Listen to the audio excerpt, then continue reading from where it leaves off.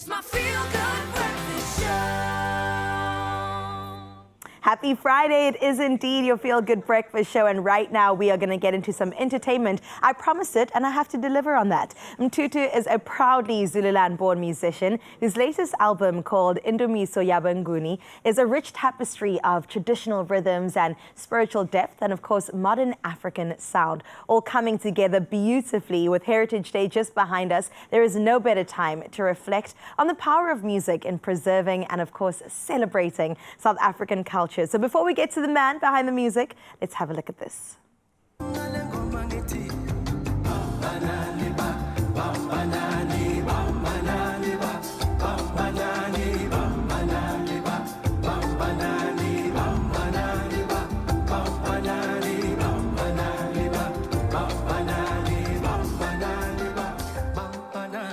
Come on now, let's give him a feel-good welcome. It's Mthuthu.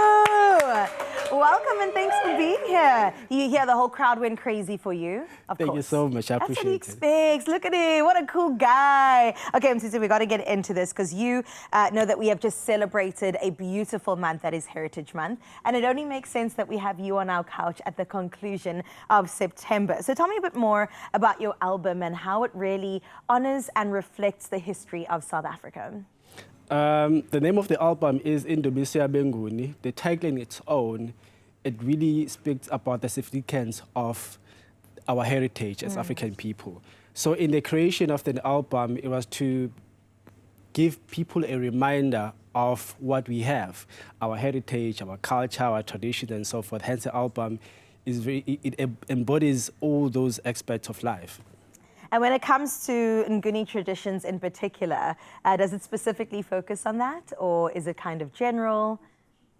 Some of the songs in the album, they do focus on the Nguni people, but it also broadens up into giving the space and a platform for everyone to be able to relate. Nice, I love that. Well, we can't wait to sink our teeth into the goodness of it. But you've also collaborated with iconic artists like you are yourself. So how do these musical collaborations really also celebrate and preserve the culture? Who exactly do you collaborate with, and how did that come together as well?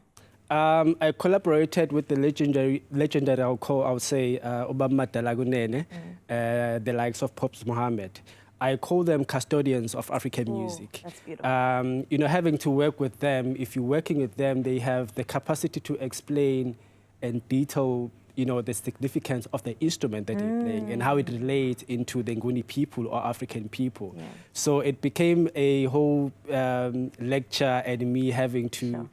and them having to relay their knowledge into what I have in the modern days, and having to sing that, it came out very beautiful. But also we have other people that are involved in the album, the likes of Zimbini. It came out beautifully with the Xhosa lyrics and singing. The likes of Mso and Andilembili, who is a gospel singer, of which you would never think that a gospel singer would be part of something like Indumiso, YabeNguni. Oh my goodness, I'm excited. Also, I feel like you were a student, like you sat down there with your pen and paper and just took on all the knowledge that they gave you. Do you have a favorite instrument, traditional instrument as well? I love percussions because they're a definition of our communication as Nguni people. When we are happy, we play drums. When we are sad, we play percussions in a different tempo, of course. So I resonate a lot with percussions.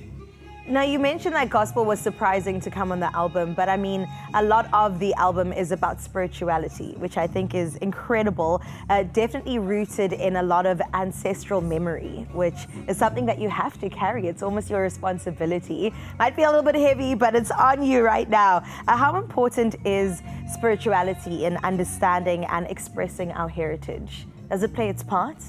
It does a lot. My concept is everything that exists, there is a form of spirituality in it. There is an influence of spirituality. If you talk about music, people would say it's a spiritual thing, of which I do 100%. Agree.